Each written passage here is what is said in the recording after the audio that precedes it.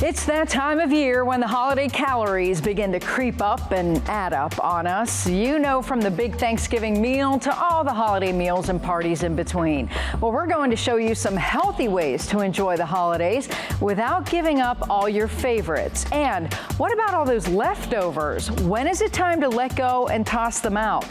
Plus, the 10 foods to avoid at those upcoming holiday parties. It's all straight ahead on Prescription for Life.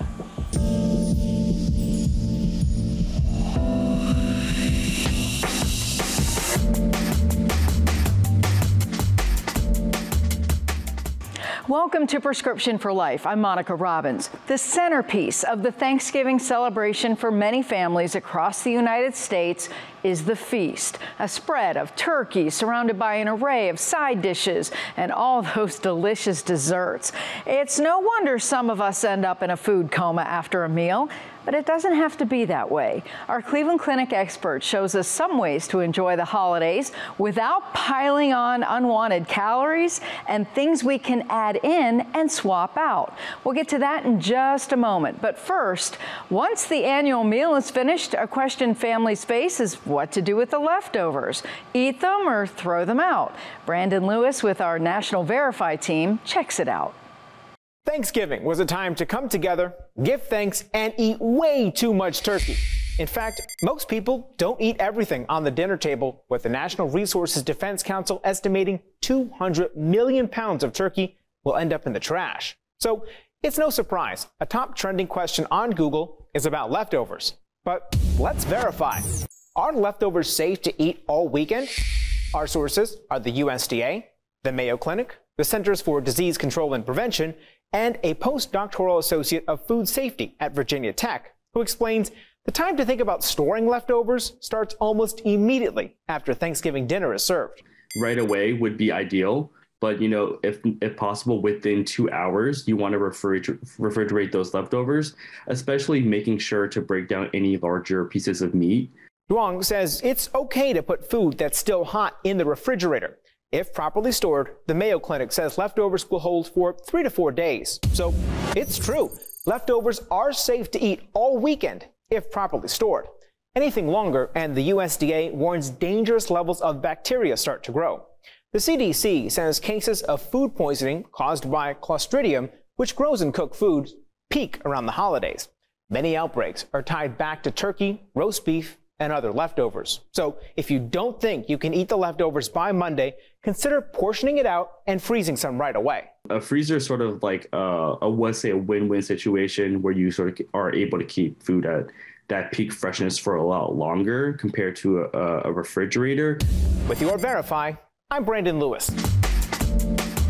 Now to our registered dietitian to help us indulge without overindulging, and her dynamic leftover recipe to avoid wasting food. Joining me now is Julia Zappano, a registered dietitian with Cleveland Clinic, and you're in a different department than we would normally think of. What department are you in? So I work for the Center for Human Nutrition, specifically cover preventive cardiology. So almost everybody at one of your holiday parties is likely going to be dealing with heart disease because it is so incredibly common. So healthy holiday meals, very, very, very important. So I'm going to throw a bunch of questions at you because I know a lot of people have this. So let's start with, we'll say Thanksgiving. Sure. I've always heard that you should always eat the white meat because it's healthier than the dark meat. Is that true? So white meat does have less saturated fat. So in that sense, it is a better source of lean protein. Dark meat can be infiltrated here and there a little bit, but we do want to stick to leaner protein sources. Okay, but one is not healthier than the other, right? I don't like to use the word healthier because I think, all foods can fit, but if you're looking at what you want to consume more of, the white meat is going to have less fat than the dark. But the dark meat does add a nice flavor, and it is a little easier to kind of flavor up foods, and it has a little more fat, which gives it more of an appeal. So I like to encourage people to mix a little bit of the dark meat in if they find the white meat being a little bit too dry. Now, one of the things we always hear is like most people, one plate of Thanksgiving dinner is like 2,000 or more calories. How much turkey, we'll start with, should I actually be eating? So the turkey is what we actually want to fill our plate with the most because it's high in protein. And again, if you're choosing more of the white meat versus the dark, trying to avoid the skin and the fatty pieces, then you're going to be filling up on actually lean protein that doesn't have a lot of calories on its own. Of course, what we add to it, like if we're going to put a gravy on it, that changes the dynamic a little bit. But the portion of protein on your plate should be about a quarter of your plate. And in the sense of Thanksgiving, you could even add a little bit more for that extra fullness to help you prevent from overeating other side dishes that may be more heavy in carbs and fat and salt. All right, let's talk about those side dishes. I love the candied yams. I want to add tons and tons of marshmallows to them. Everybody makes them differently, but sugar is typically, or brown sugar is usually an ingredient staple. Yeah. So sure. How do I make them a little healthier? Yeah, so I really like to encourage minimizing sugar with the main meal because we're going to have so much sugar later for dessert and overall through the day. So we want to try to focus the main meal, the main course being as low in sugar or added sugar as possible. So the way I make my yams is I just kind of cube them up and put them in a big pot and put apple juice or orange juice in them as kind of the base and let them steam in the juice. And then I put a ton of spices, whatever, pumpkin spice, cinnamon, nutmeg, any of those spices that you like, a little bit of salt. And then I usually use a small amount of butter and then olive oil. So I'm using a little bit of butter just to give it a little bit of that taste, but mainly using olive oil when it's all done, drizzling on top. And they turn out great. They're very moist and they're very naturally sweet on their own. So that's typically the way I make them. I like to maybe put some sliced almonds on top for some crunch. So there's a lot, or sliced walnuts. Again, that's going to give you some extra protein, some extra fiber, but you don't need the added sugar. So it's a lot of thinking outside your traditional ways of making these dishes and trying to try new things, but still incorporate the same core food. Okay, so green beans, because everybody sees the green beans and they think, okay, I'll be healthy, but the way I make that green bean casserole, that's probably not as healthy as it should be. Sure. So is there a better way? Absolutely. There's tons of ways to make green beans. You can steam them and then drizzle olive oil and spices and seasonings on top. I like to saute my green beans because I think they give it a little bit more of like a crispy outside and more firm.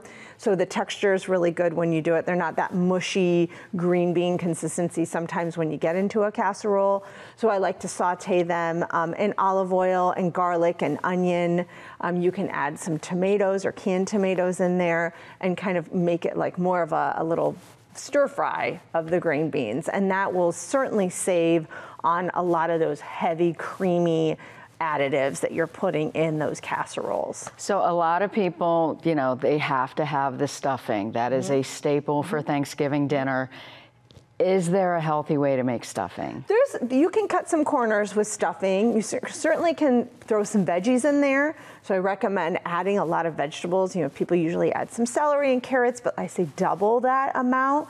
Double the amount of celery and carrots, maybe throw some broccoli or cubed up zucchini. So that's a nice way to put some extra fiber in there, and hopefully you'll use more vegetables, which will limit the amount of bread stuffing you actually put in. So you can actually decrease the amount of bread that you put in there, which will help. Decreasing the amount of butter or oil or whatever fat source you're adding. So that usually can be cut in half. And then you could add a little bit extra of your broth. And if you're looking to reduce salt or sodium, you can use a low sodium broth, which can help a lot too.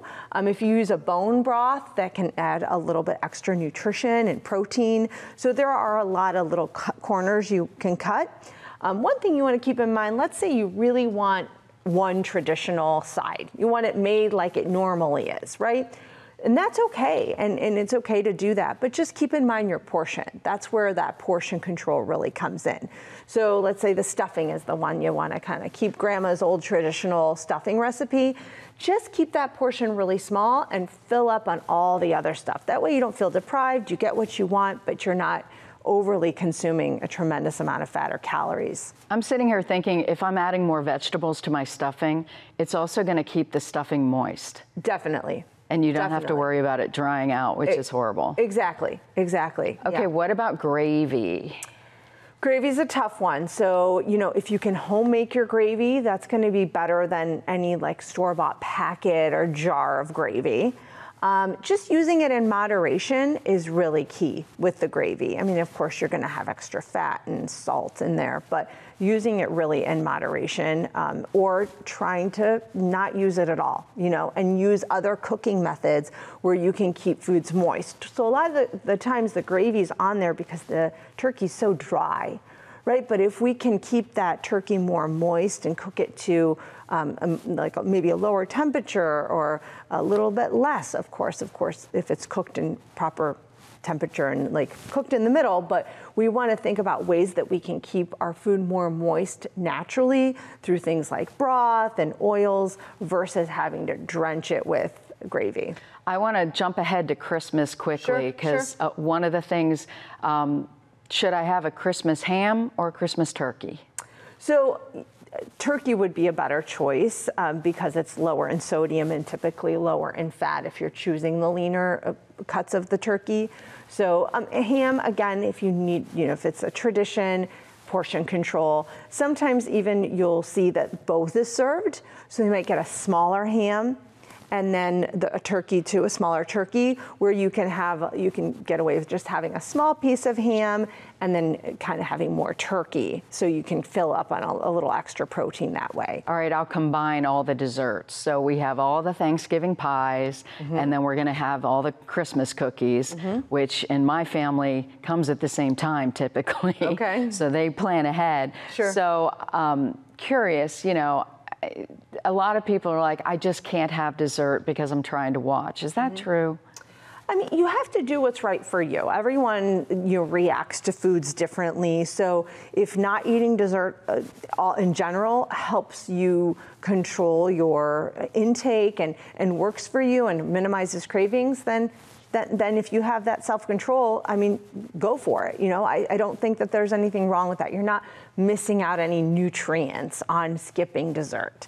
Certainly doing something like some fruit would be a great idea, or like a Greek yogurt with some fruit on top, and coming up with maybe a little healthy alternative you can have if you're trying to avoid those traditional heavier desserts.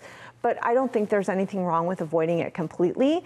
If that's not in your willpower, then maybe picking your favorite, I say 2 or 3, right? So you may have 10, 15 to choose from. Picking your favorite 2 or 3 desserts and having a small portion of those, small plate, and kind of knowing that that's enough. Being able to have some self-control around it is important. A lot of these times, food provides a lot of comfort for us. So the holidays are a comforting time. And, we associate some of this food with comfort, so that can sometimes lead to overeating and overindulgence. So we want to keep that in mind and plan ahead for that, knowing that this is a comforting time and you don't want to take away that comfort, but maybe putting a mindset and a control to it from the very beginning. And the turkey, the tryptophan in the turkey is going to give me a food coma. So your advice, I mean, I know everybody probably goes and sits down and watches football for a while, but is there any way to combat or aid digestion to make it at least, yes, I ate 3,000 calories, but what can I do about it? So the tryptophan in the tuna does affect you to be sleepy, but to be honest, it's really not just the tryptophan. It's mainly, I mean, like if you had a turkey sandwich for lunch, you're not necessarily cocked out, after just, can't keep your head up after lunch, but It's really the large amount of food that we're consuming and the large amount of carbohydrates that's really the problem. So what's happening is you're consuming a large amount of calories, all your kind of blood flow and your body's focusing on digesting that food, which is kind of leaving you a little bit more lethargic and tired. Also, when you have a high carbohydrate meal, that can cause your blood sugar to rise. And then it's gonna drop pretty quickly from that because you're kind of having this spike and drop because a lot of the times this Thanksgiving meal is what we call simple carbohydrates. They don't have a lot of fiber in them. So it's also that like little initial spike and then that like lull in your blood sugar, plus the digestion, plus the tryptophan. That's a perfect recipe for an afternoon nap, right? And then sitting in front of the TV. So a couple things you could do is move, right? So any movement's gonna help. So after dinner, offer to help clean up, so try to keep your body moving upright. That can help. If you move even earlier in the day, so trying to get that energy level up from the beginning of the day, even before the meal. So if you can plan a little, some activity like a walk or a hike or a turkey trot, whatever it might be. That's going to be helpful. Decreasing your portion. So, we're digesting a lot of food. That's taking a lot of our energy. So if we have a smaller portion, we'll have a less impact on that fatigue that you can experience after the meal.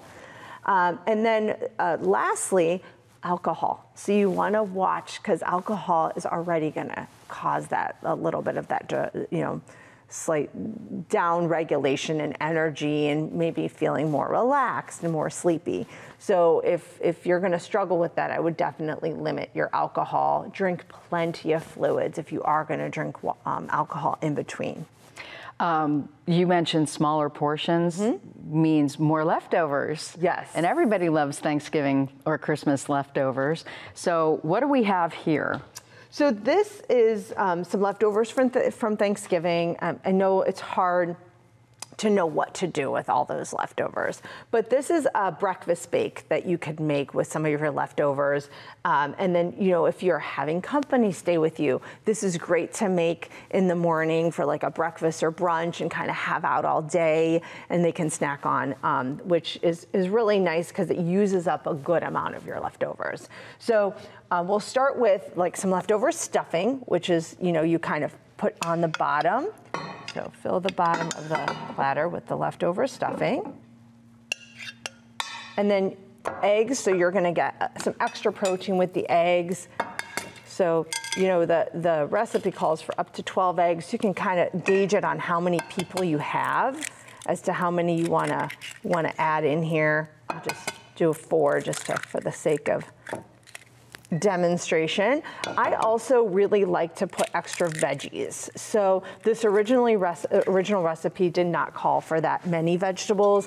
I always sneak in vegetables as many times and as often as I can. So you could throw some shredded carrots inside. Okay, and then some broccoli. So broccoli would be a great addition to this. It cooks and steams well. It keeps its texture nicely in some of these baked meals, as well as, of course, we're gonna have a ton of fiber, vitamins and minerals from vegetables. They really are what's gonna give us that energy level back too. When do you put the turkey in? So you put the turkey in, kind of shred it in on top too. Okay. Mix it in. You'll have more eggs, so the eggs will kind of soak up some of this, but you throw the turkey in. And cheese is also something you can add in. I like to leave out cheese unless, you need it, just because it does add some extra saturated fat and calories. It does add flavor, but I think there's so many other ways you can add flavor by adding some fresh garlic or onion. But you can also just sprinkle the cheese on top, which tends to minimize how much you use versus kind of filling it in the dish. So that's kind of what I like to do. So this is kind of get the gist. You'll have more eggs, but you pour it all over top, and then you could sprinkle, just a little sprinkling of cheese on top. Just kind of looks nice too when it bakes. Some green onion, and then you bake it in the oven, and it's done. It's perfect. So bake it on 350 for Depending on how much you use, usually it might take about 40-45 minutes to be done. Just to make sure the eggs get cooked. Yeah, exactly. All right. Yeah. That's amazing. And that's a great use. You're not kidding. That's a great way to get rid of a lot of leftovers. A lot, yeah. And it's also something easy, like if you have a neighbor that lives alone, you could always, send some over to them. That's another thing you could do with leftovers. If you're overwhelmed by how much food you have and you don't want it all crowding your fridge and you worked so hard to make this meal, giving it away is really nice too. Making individual plates and portions, or even plating them like in a Ziploc bag, or making your own kind of frozen dinner and saving it for, next week, or when you have a busy week and you want a home cooked meal. And how long would that last in the fridge? That'll last about 3 or 4 days. Okay. Yeah, 3 to 4 days. Yeah, so all you can do, you can put it away, cut it up, and then eat it for breakfast for the rest of the week. Yeah, absolutely. Awesome. Yeah. Julia, thank you. Great ideas. Thank you so much for having me. Great ideas to keep in mind, especially with all those holiday parties and gatherings on your schedule. It's hard not to indulge in all the delicious desserts right in front of you, but some can be pretty rich. Our colleagues in Phoenix take a look at the 10 most indulgent foods you might want to ease up on this year. Number 1, eggnog. It's the classic holiday drink, but loaded with sugar and fat. Number 2, fondue. It should be more like a fondant. Too many carbs and fat. Number 3, fried appetizers. Anything deep fried has all kinds of caloric consequences. Number 4, fruitcake. This classic dessert is packed with sugar, especially with all the dried fruits. Number 5, mulled wine. Way more sugar and calories than a regular glass of wine. Number 6, peanut brittle, packed with refined sugar, butter, and corn syrup. Number 7, pecan pie. Not only is it a high-calorie nut, there's also a lot of sugar and butter. Number 8, popcorn tins. They're pretty and tasty, but when the popcorn is coated with butter, caramel, and cheese, you'll pop at the waist. Number 9, candy canes. They're sugar sticks laced with artificial colors and dyes. Unless you want to see the dentist, eat up. And finally, the Yule log, another traditional treat, but with so much cream and chocolate, you'll be logging more miles on the treadmill. That's all for this edition of Prescription for Life. Thank you so much for watching. I'm Monica Robbins. I'll have another dose for you next week. Until then, wishing you and yours good health.